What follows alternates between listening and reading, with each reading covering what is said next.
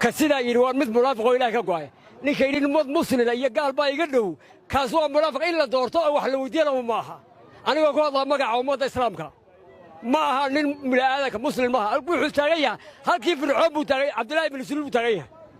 oo dadka diida ka luminay ninkaas wax laga dhageysado ma laha gaar ninkii dhageysa iyo ninkii raacay la midul Soomaali waa Soomaali xabashi wanaag naga ma dhaxay ila daa'iman heshiin mayna ka muslimka ha ninka haduu xabashi oo muslimo walaalaanahay laakiin haduu muslim xabashi iyo muslim shaqo isku malaha Soomaali annagoo Soomaalinimada muhiimaha marka Soomaalinimadu inay nagu weyn tahay afcaaliya qadiyadu marka ninkan xamaarka haga Hargeysa ka soo hadlay hada waa sarqaan qof sarqaansan weeyaan ninkaas dadku inuu waxa u horseedo xumaanto u fasahaadiyo ma aha qofku waa inuu wax hal abuurkiisa inuu ka fikiraa qofka inuu macnay wax ma soo jeeriyo ayaa fiican taariikh fiican ka tago ninkan abwaanka lagu sheegay taariikh xun buu ka tagay oo dhacda fool xun aad fool xun Soomaalinimada muhiim aha anigu waxaan ahay Samaroon maan ahay kulli Samaroonkuna asalkiisa iyo abidkiisaba daan waxaan ahay rag axmaarada fogeeyay ee hilibka cayriina baray ee ilaa saabe gaarsiiyay marka waxaan leeyahay mujtamacan ku faanaya inay leeyihiin axmaaran ka doorbidayna adeer Soomaali wax dhaantaa ma jirto 30 sano damana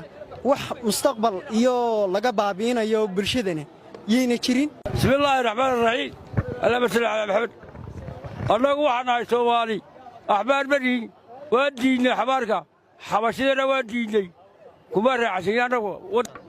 waxa weeyaan dadku waa wada Soomaali baan nahay haddii axmaar iyo Soomaali noo midoobaan caawiyo bariba Soomaali baan nahay annagu asalkaygu Soomaali baan nahay Soomaalina ka tanaasulmayna intaan noolahay ilaahay baa naga dhigay waa nala jid waa nala diin waa nala af qof ila afa oo ila midaba oo ila diina nin aanan hebel odhanaynin wallaahi baana ku doorsanayn Soomaalina ka Kenya ku nool iyo ka Anfaruxiga waa iyo ka Itoobiya bartaga ku walaalahay inaga haddaan afka dhalinyarta Boorama ama Awdal ahna gudoomiyaha gobolada mataqaanaa macallimiinta joogta Puntland waxaan soo dhaweynayaa walaalahayga Soomaaliya meel lagu kala go'aya ma jirto waxaan aaminsanahay xabashi wax naga dhaxeeya haba yaraatee ma jirto iyadaaba hadda dhul iyo dad naga haysta marka waxaan aaminsanahay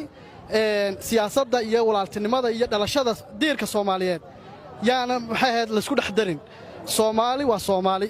dadka Soomaaliyeed ku kala tagi maayaan hees yar oo la sameeyo iyo gobol yar oo la sameeyo waxaan rabaa inaan sidoo kale fariin u diro xabashiga inaga xabadun baa inaga dhaxaysa dhul Soomaaliyeed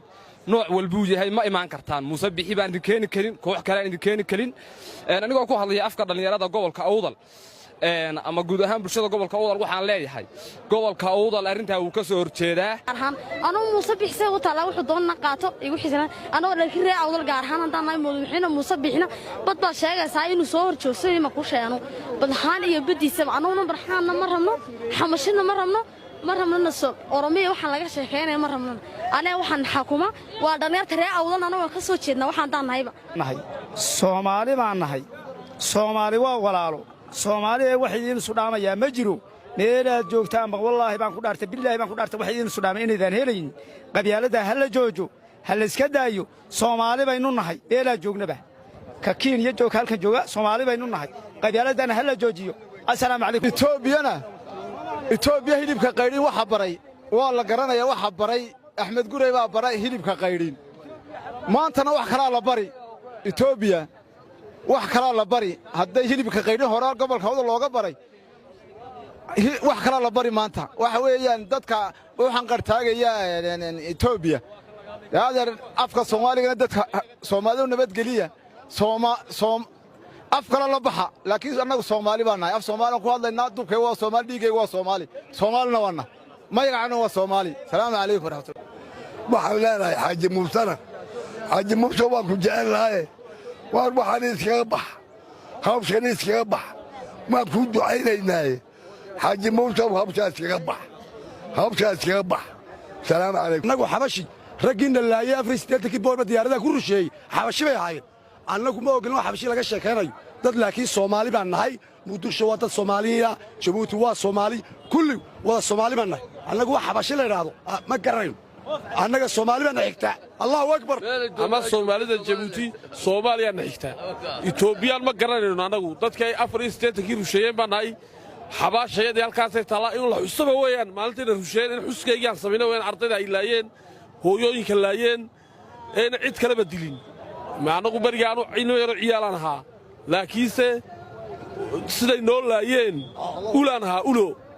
galaaska koowaad baan ahaa siday noo laayeen allahu akbar